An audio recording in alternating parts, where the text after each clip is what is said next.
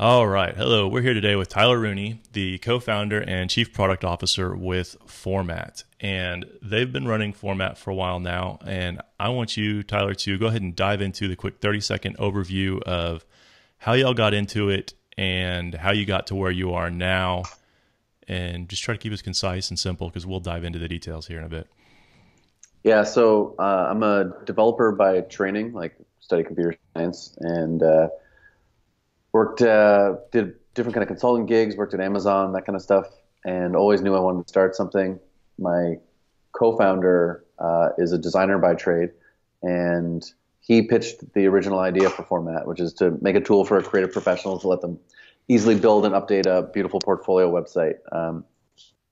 In school, and he knew tons of people who didn't have portfolio websites and weren't showcasing their work. And he and me being a your typical engineer said, why can't they just build a website, or why can't they just use WordPress, or that kind of stuff. And he walked me through it, and he explained like what he would do for friends who were like trying to get stuff done. And yeah, and then I did some really basic back of the envelope calculations. I was like, yeah, let's give this a try. And at the time we were freelancing, so your standard kind of worked on the beta like while freelancing, and switched over to full time eventually. Okay. And so how long, kind of walk me through the number of years from juggling this as a side project and freelancing to switching full time to now. How many years total in are y'all?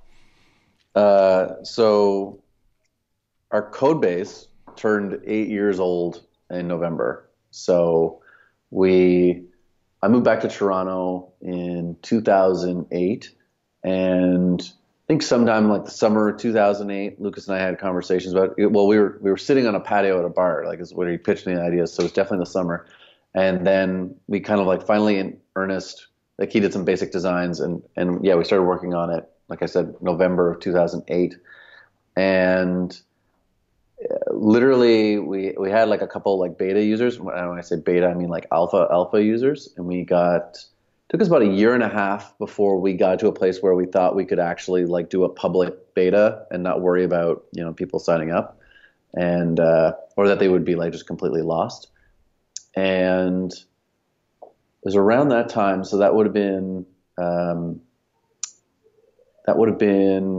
oh, I got to get my years straight, 2009. So the summer of 2010, we would have literally, we were going to launch. And just to give you, I always like this story because it gives you, scope on how much we've progressed. We were like, okay, now we just got to like add, like we had integrated with a payment processor, but we hadn't gone through like all the paperwork. And like they were pretty like progressive at the time. And they're like, okay, we just need to turn this on. They're like, no problem. We're going to send you all these documents. You got to fax them back to us. We're going to send them to the bank. They're going to go through their process, blah, blah, blah, blah, blah. It took 4 weeks. And it was like, that was streamlined. And we're like, oh, what are we going to do? And so we just launched it, and we're like, it's free for the first month for everybody. And then when we actually added, like when we were able to turn on the payment form, 2 people signed up like on the first day. And I was like, something might be working here. Like something, we might actually figure something out.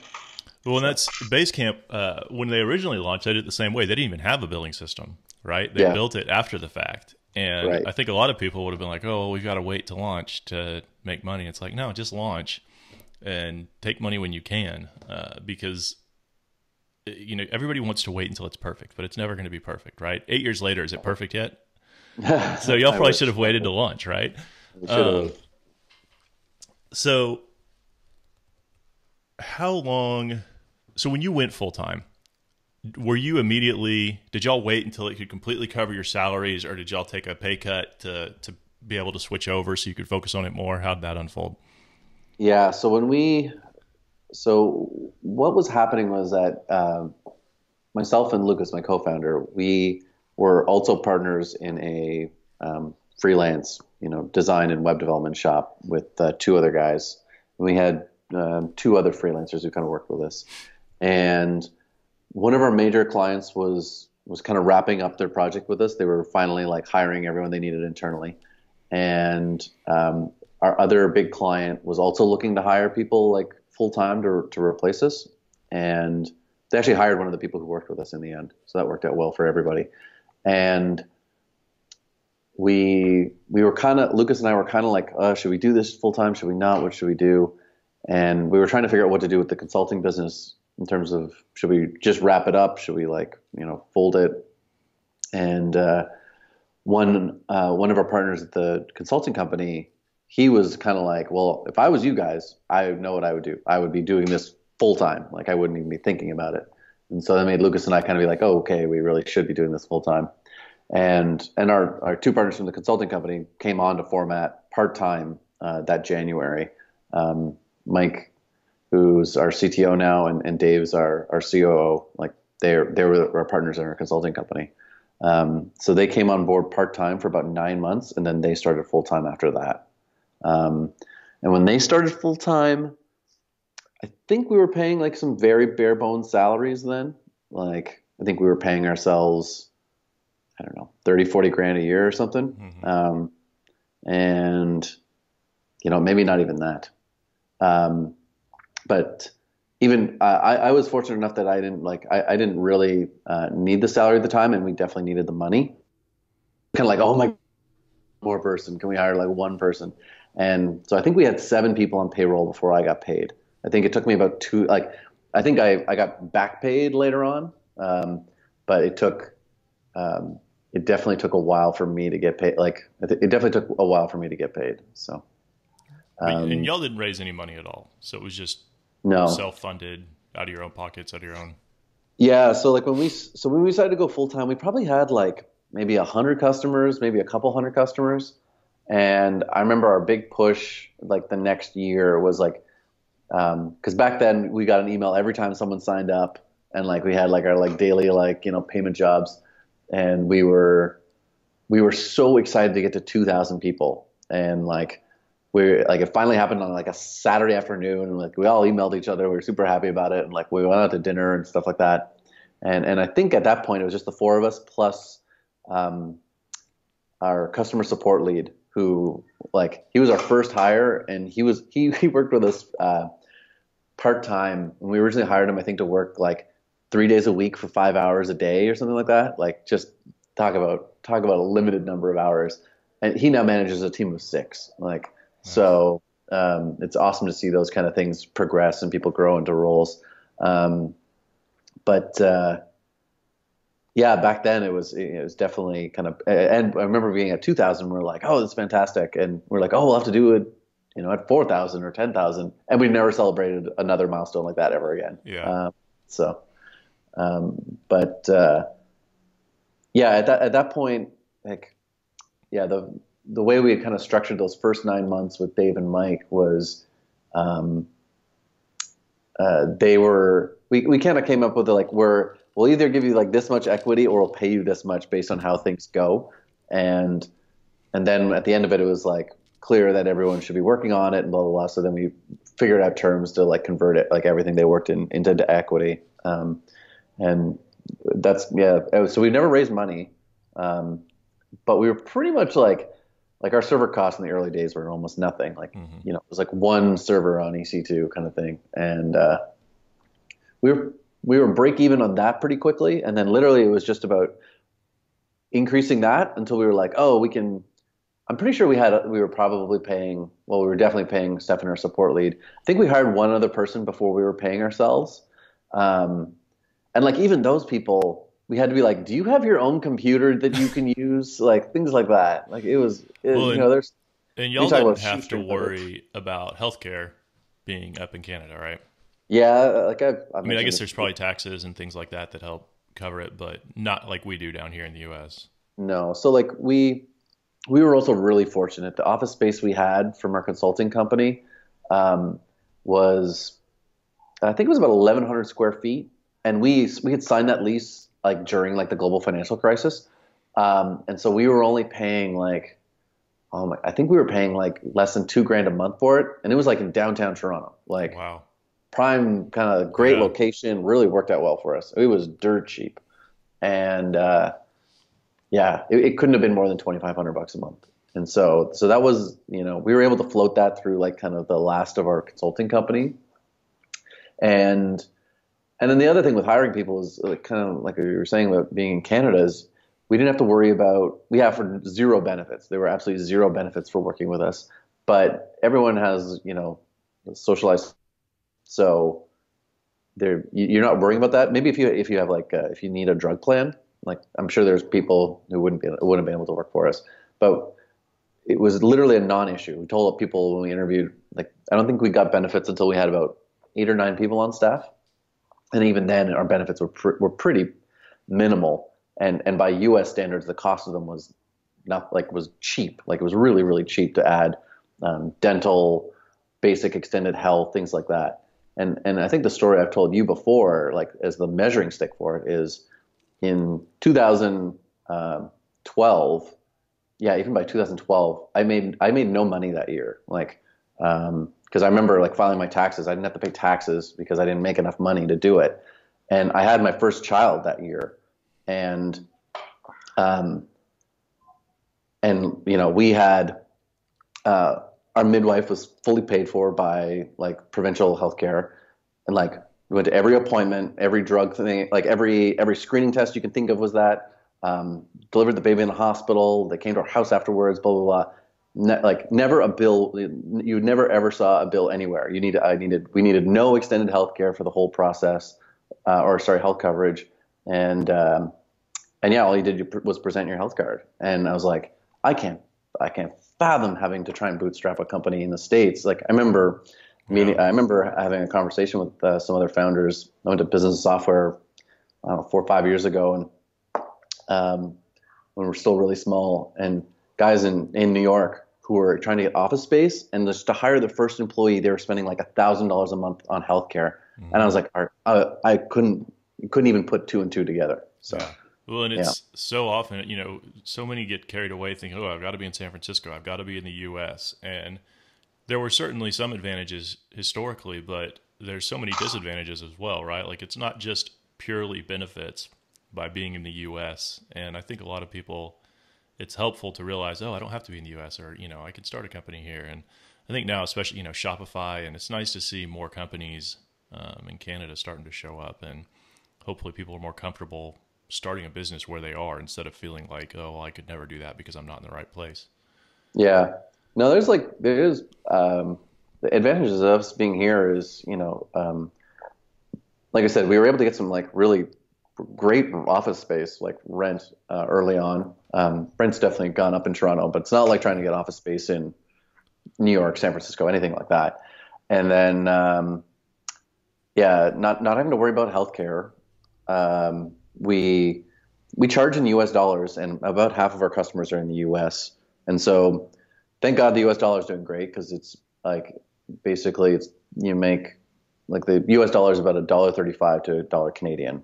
The US dollar is about $1.35 Canadian. So that goes a long way in terms of like your labor costs versus your revenue you're making. Yeah.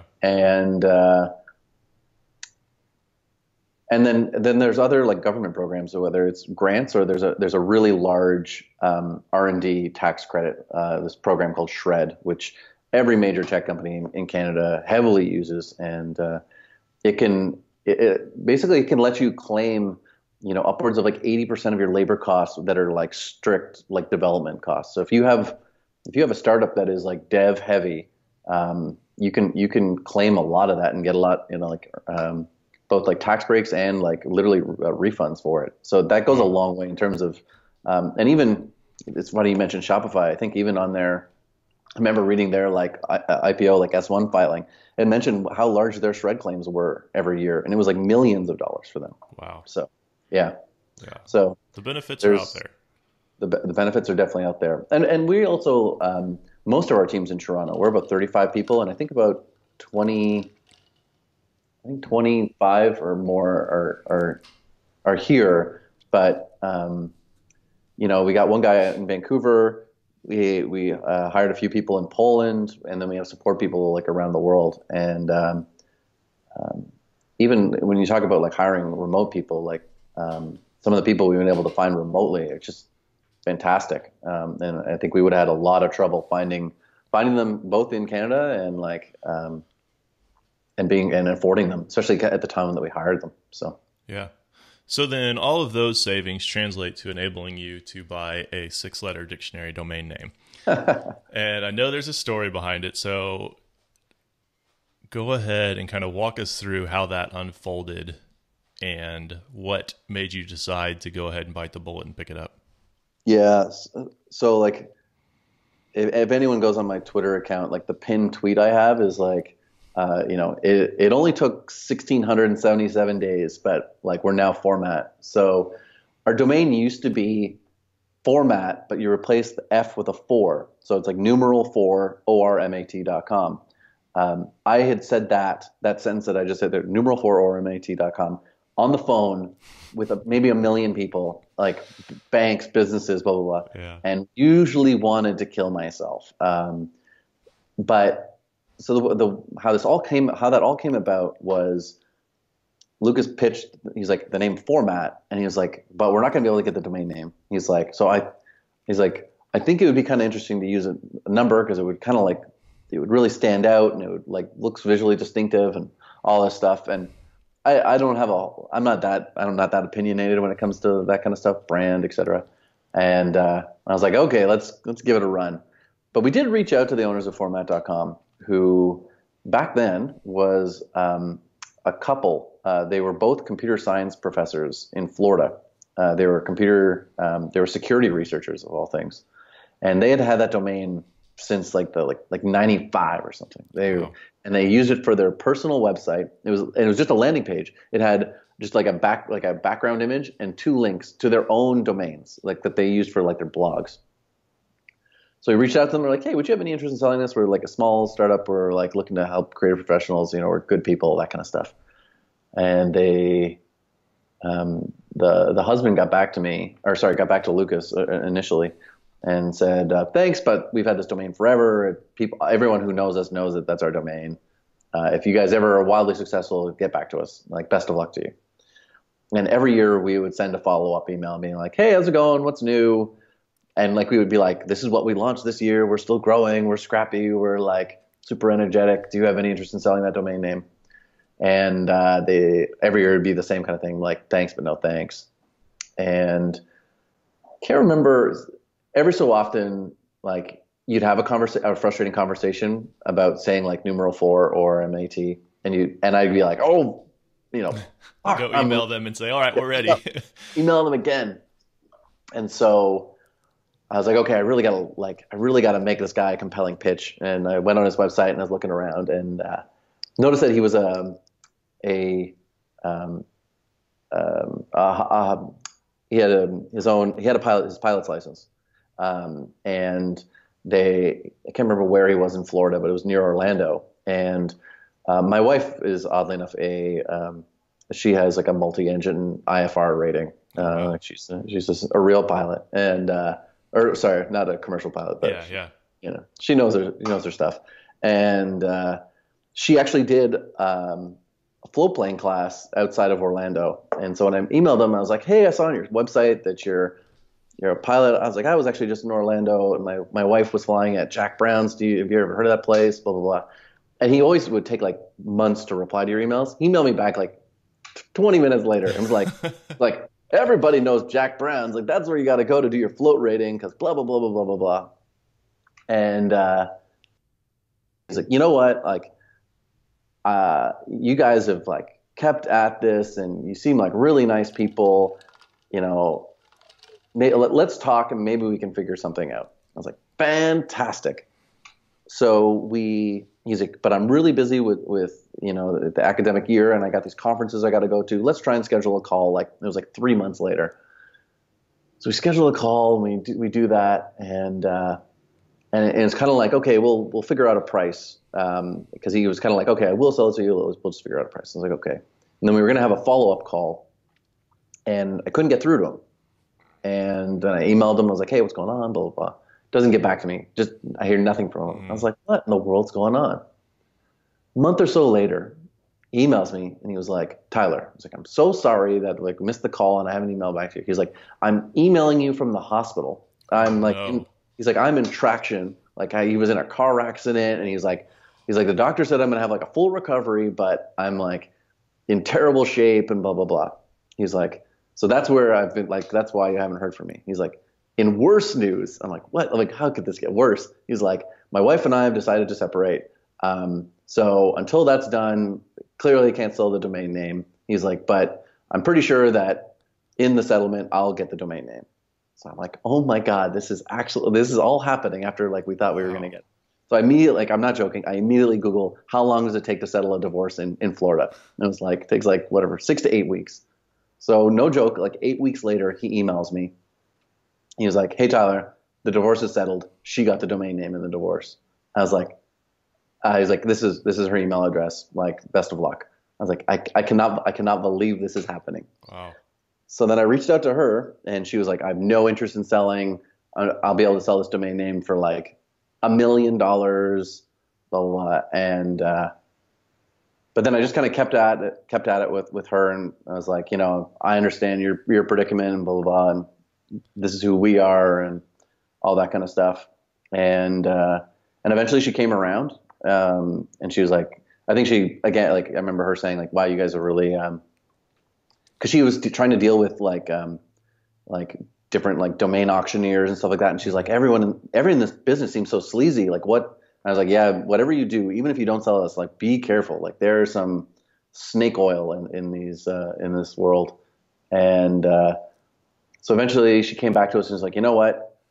I'm going to sell the domain, but I've decided like on a number, and I'll give you the like right of first refusal. And so she gave us a number, which can't disclose.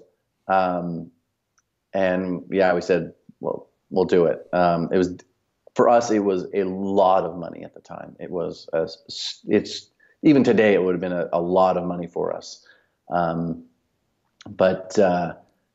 But yeah, we did it. And you know, actually the story keeps going from there, and I don't want to delve on this too long, but it is ridiculous. So hilariously, because her and her husband were both security researchers, hackers would try to get their domain name. So their domain was registered with Network Solutions, and it was locked down like in every way possible. Mm-hmm. And so when she tried to do the transfer, they were like, oh no, we're not, like, they're like, oh, you just have to do this and this and that. So we did this and this and that. And it wouldn't transfer. And it literally had to escalate to like the VP of security with the register, and like and she had to mail in like sworn like statements, and she had to like send her drivers like it was the craziest escalation, I guess, because they'd done everything to lock down the domain. And so eventually it got done, and Network Solutions finally transferred it over to us. But you want to talk about a stressful few days. It was just like, sure. I can't believe like we're on the edge of getting this done. And I was just joking to you before that when I went to the bank to like do the wire transfer, like the woman was like, oh, what's this for? Like, are you buying a house or something? I was like, no, buying a domain name. And like someone else came over and was like, did I just hear that correctly? Like, what do you mean? Like, how could you spend that much money on a domain name? So yeah, that's how we got it. And what's shocking is that there's even more crazy details, which I can't get into, but That's crazy enough as it is. Yeah. That's wild. Yeah. And so a car accident and a divorce. How do you can't make that up? There's always a story. There's always a story behind that. Yeah. But too, y'all didn't just buy it purely because, I mean, obviously you wanted it, but there was also a little bit of fear and defensiveness in getting it just to be safe, that y'all probably wouldn't have paid as much if you weren't worried about the brand being acquired somewhere else or used in some other way. Yeah. You know, I'm sure I was pretty terrified that some competitor or any other kind of like website builder could, if they bought it and were like, hey, we've got a new platform called Format, or a new feature called Format, and then someone tried to Google Format portfolios and it wasn't us, it would have been, it could have been devastating. But having the domain and that is our, like, you know, that's our like trademarked, you know, like we have the trademark on that and on Format in a couple, like US, Canada, EU.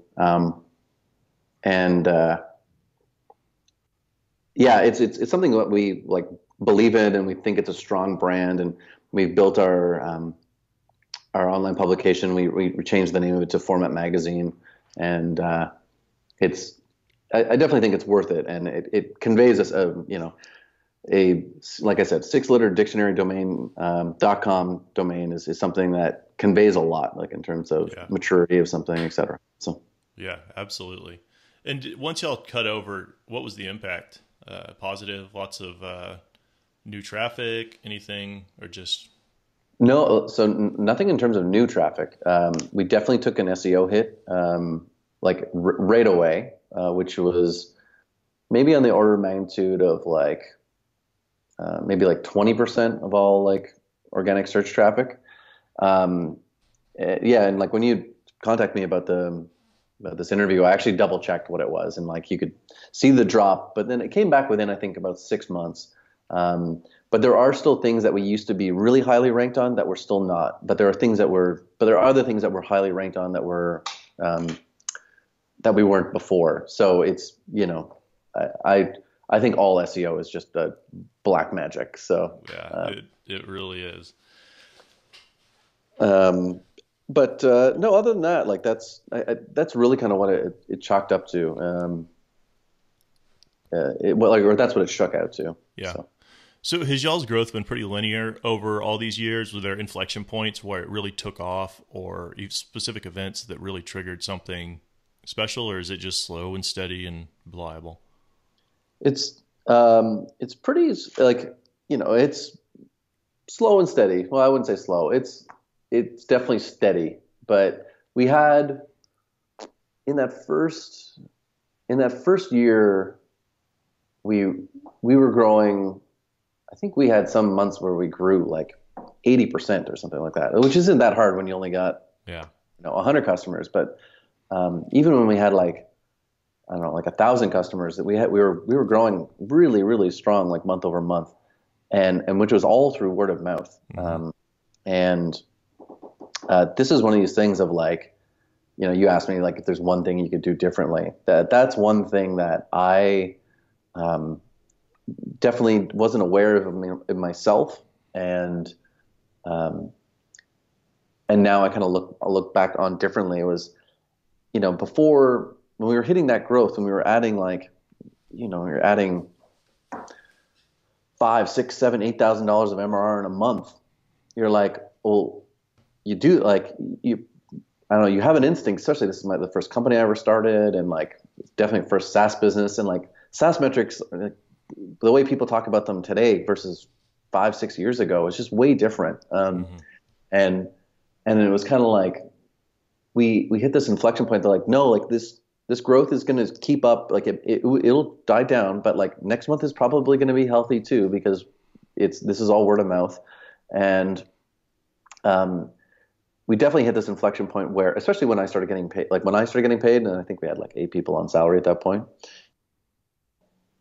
We weren't just surviving. Like our goal wasn't just to survive anymore. It was to like grow. Mm-hmm. And my mindset and was always about what corners do we cut? How do we keep costs down? And that's all I was doing was like, we're surviving, we're surviving, we're surviving. And it probably took me too long to realize that we're no longer like surviving isn't the goal anymore. Like we're past that. Our goal is to think about what needs to grow and what needs to be invested in. And that it took me too long to realize that. So I think that's something that like once you actually hit that, and maybe that's kind of like a bootstrap company, you really do need to survive. That is like there's nothing in the bank that's going to save you, and so you're probably more geared towards that. And what's funny is being broke was not stressful for me. Like that was just like, well, if we fail, we fail. But like I was okay with that. Whereas once we were then scaling, then it was like, oh, this is a real thing. Like we actually need to not just survive, we need to like succeed. I think that was more scary for me because I was like, now we got payroll and we got like, people's depending on us and it's like it would be our opportunity to blow. It's like because we validated it at that point. So that was a lot scarier for me. But that was definitely the thing that I, in retrospect, realized that my biases were I wasn't even aware of them at the time.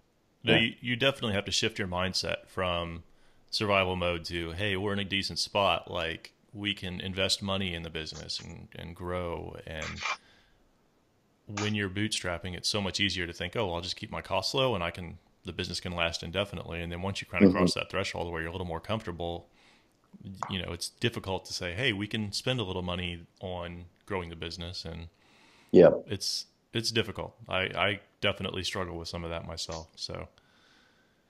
Um, so, and maybe the domain name is going to be the answer to this, but what was the most difficult, stressful thing y'all have dealt with? Yeah, that week with the domain name of like literally trying to get network solutions to transfer it over, that was definitely stressful. But to be honest, nothing's been that crazy. I I worked at Amazon for 3 years on the Okay. payment servers and then like the data team, and like I don't know, I went through like Black Friday today, right? Yeah, I Yeah. went through like 3 Black Fridays at Amazon, and like one of them on the payments team of all things, and nothing It like doesn't compare. like this does not compare to what life was like at Amazon. And I know a couple of founders of like wildly successful tech companies that everyone has heard of, like that all came within like a week of missing payroll, Yeah. and like literally made payroll on like a loan from like family or something like that. And that is the kind of stuff that am not built for. I'd be vomiting all day long if I was in that situation. I'd be terrified. Um, so maybe being bootstrapped, you got to play it a little bit safer, but I'm okay saying that because like I know who I am, and I'm not like I don't need to be Elon Musk. Yeah. Like I don't need to be leveraged to the hilt. Um, he super happy that people like that exist and they're doing their thing, but that's not me. Um, but aside from that, yeah, like you have outages, like there's outages, and like when AWS goes down for a day, it's terrible, and or like there's a DNS outage for a day, it's that stuff sucks. But those are the things that you're just like, okay, how do we make sure we never go through this again? And Yeah. and so I don't think anything's been that stressful. Definitely the first couple people we ever had to fire, I got like I'm a pretty um,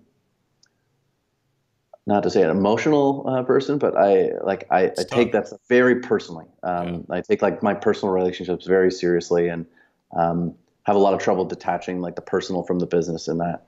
Um, so that was definitely tough. The first few times we had to do that, but even that, like you learn from and you grow from. So Yeah. I think there's a slight difference with infrastructure products versus like with Sifter. I was never stressed out. Well, I mean, I was, but not legitimately.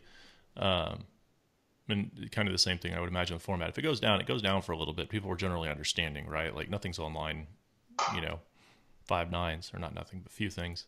yeah, And with infrastructure, it's a little bit different, but that's also a conscious decision. I think a lot of people, especially developers, get this idea like, oh, I wish I had this infrastructure piece. Then you build it. And it's like, holy crap, this sucks running something like this. Because if it goes down for a split second, we're costing people money. Whereas a yeah, business where, yeah, it's an inconvenience if it goes offline, but, bring it back up and everything's fine. The worst case scenario usually isn't all that bad, I think yeah. is a tough That's lesson to learn. Yeah, like we had an outage once. I remember with some guy. He was like, "Oh, I was like just going. I was literally walking in for an interview, and like my site was down. Like you guys suck, blah blah. Blah. That stuff's terrible. Don't get me wrong. Yeah. And luckily, almost all that stuff is mitigated now. Like we Yeah. have almost all of that mitigated.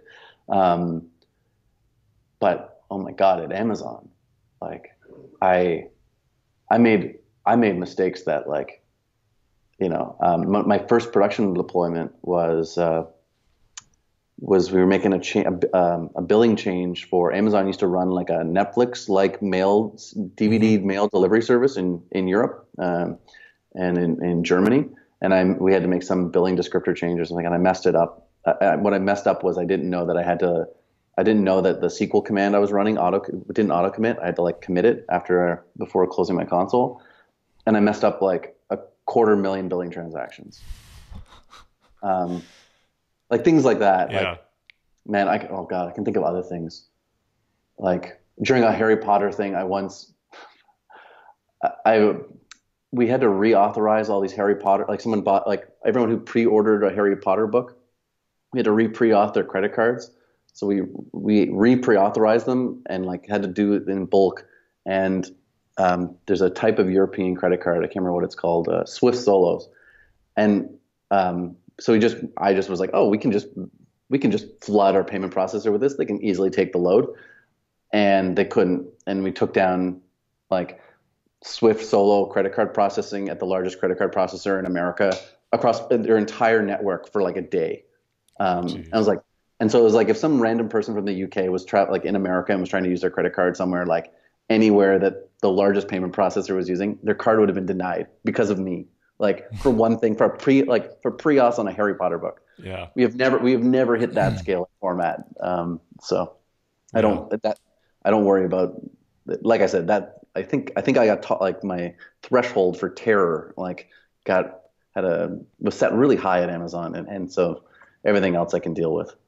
Yeah. In my experience, that's probably one of the best skills you could pick up, is to just have that, go through that, and then realize no matter what I do here, it's not going to be that bad. And just put your head down, fix it, get back to it. So right on.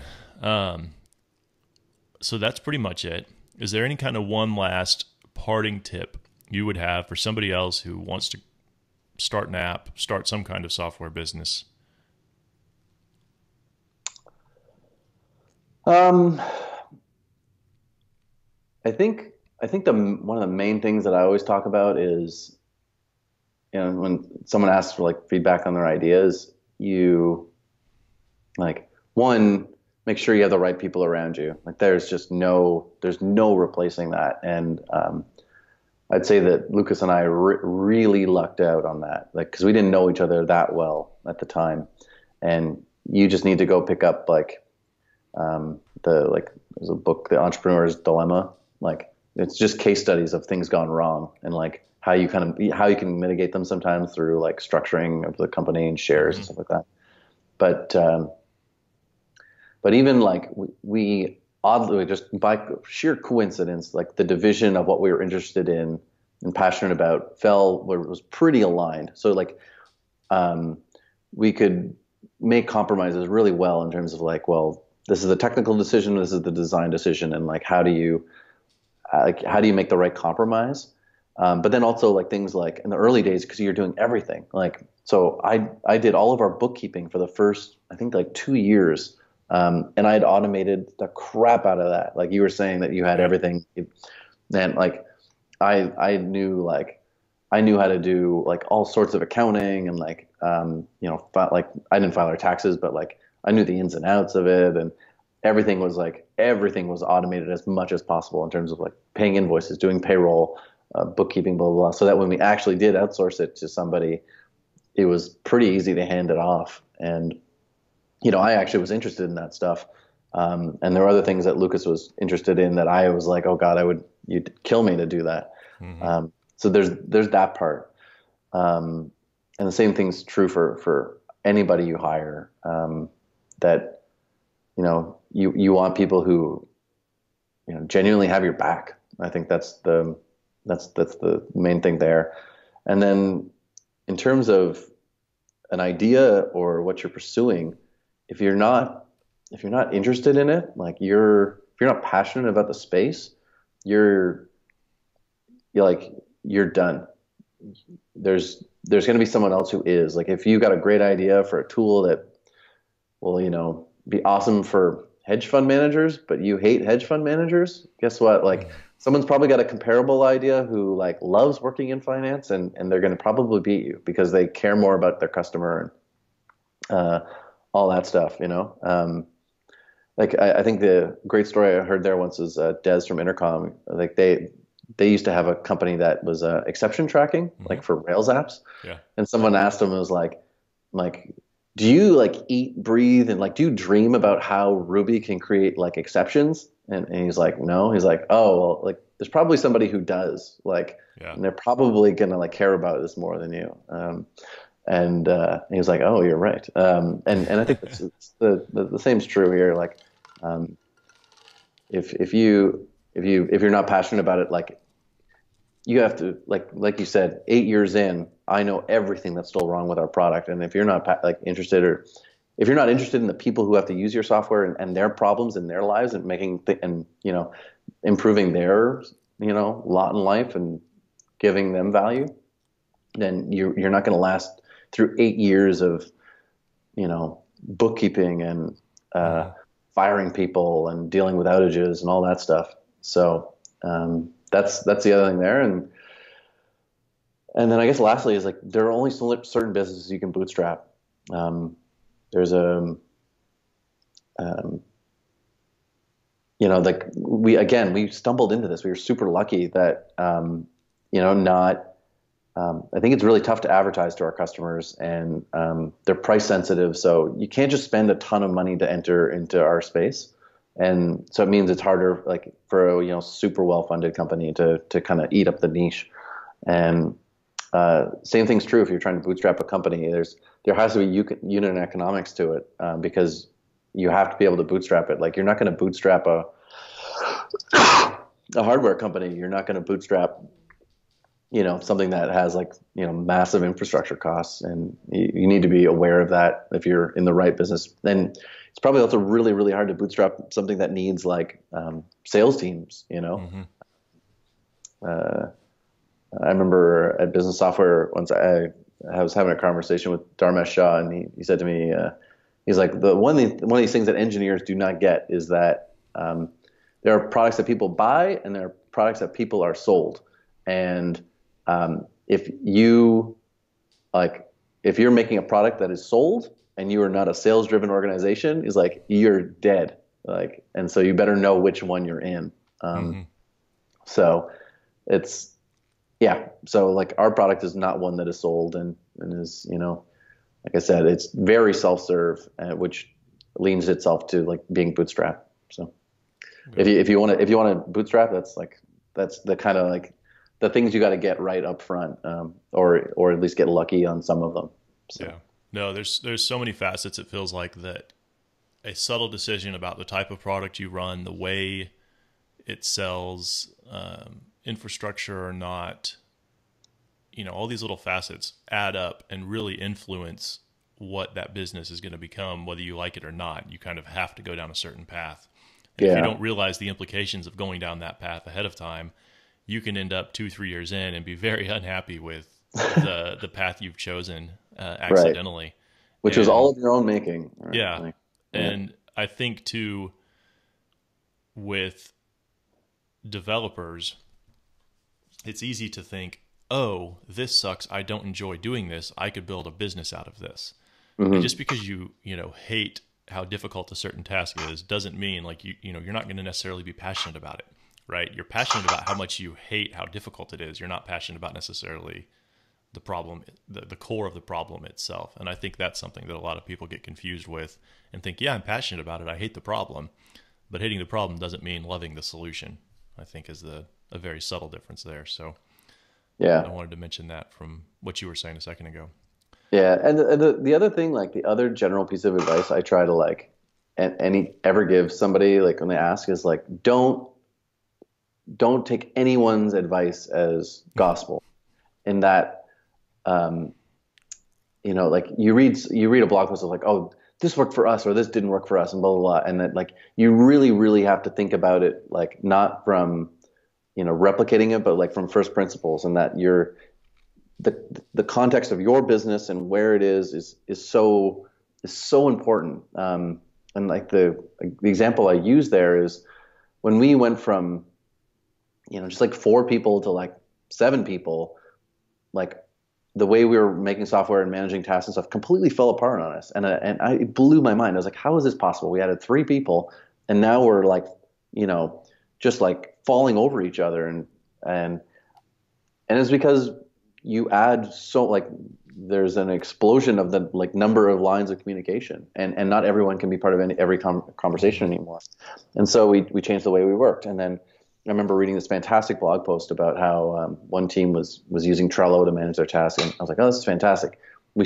So we moved over to that, and it worked fantastic for us until we got to 15 people, and then we had multiple projects, and it just wouldn't work for us to sell apart. It all fell apart, and then and then we switched to the next thing. And then, we got to another size, and then we're like, no, this doesn't work anymore. And then you divide it again. And, and that goes on and on and on. And, I have all the respect in the world for companies that grow really quickly and have the ability to adapt to that, because, I'm like very fortunate to know, the guys who started Shopify, and I met them when there were 6 people, and now I think they're like 1,400 people now. But I was like, I would go to each one of their offices, and it was like, there's, the 6 of you guys in this little space. And it's like, oh, wow, look, you moved to this big office and there's 40 of you. Oh, wow, a bigger office, there's like 100. Oh my God, there's 500. Oh my God, there's 1,000. And that at each one of those steps, it's like, how did you, because I know how badly our processes broke when we went from 15 to 30. Like, what happens at 60 and like 100 and 500,000, and to do that, to kind of double staff every year, holy moly! Like you better have like the humility to find people who've gone through those experiences and learn from them. And that's what I was saying in terms of like, take everybody's advice with a grain of salt. One of the best things I ever did, like, you want to talk about ROI of stuff. I don't go to a lot of meetups, but I go to like a handful of conferences, and there's one in Boston every year called Business of Software, and I didn't make it this year, and I didn't make it last year due to scheduling, but or due to other things. I just couldn't make it. But I went to that for 4 years in a row, and it's all software founders, and I would find people who were like 1 year ahead of us. They would have like they'd have a few more people, or like they'd just hired a head of marketing, or they just they were ramping up like their AdWords account. And it's like, hey, like, what did you do? Like, what worked, what didn't work? And getting context from those people, like getting their feedback of like, oh, this didn't work, this did work. Like your AdWords account, like you're going to need to, if you're not willing to spend like $5,000 a month, you're going to have problems. Like, blah, blah, blah, blah, blah. Don't think that you can manage it. You need this. Like, so getting all that context, then it's like you hit the ground running. It's one thing to learn from your mistakes, but it's like, it is immense if you can learn from someone else's mistakes. It's the leverage on that is insane. It's just absolutely insane. And so that would be like high on my list of advice. That's literally the first sentence in my book is don't take too much advice. As I lay into all of my advice and thoughts. And, but yeah, it's the best way to do is look at the companies, the teams that are 1 year ahead of you on the growth curve, and learn from them. And don't get too settled into thinking you've got a problem solved, because the next hire, 2 hires is going to push you over the edge, and that process is going to fall apart and need to grow. Yeah, absolutely. Yeah. Right on. Well, this has been great, man. I really appreciate it. I'm sure there's a lot of people that are going to get a lot of value out of this. So thanks for taking the time. My pleasure, man.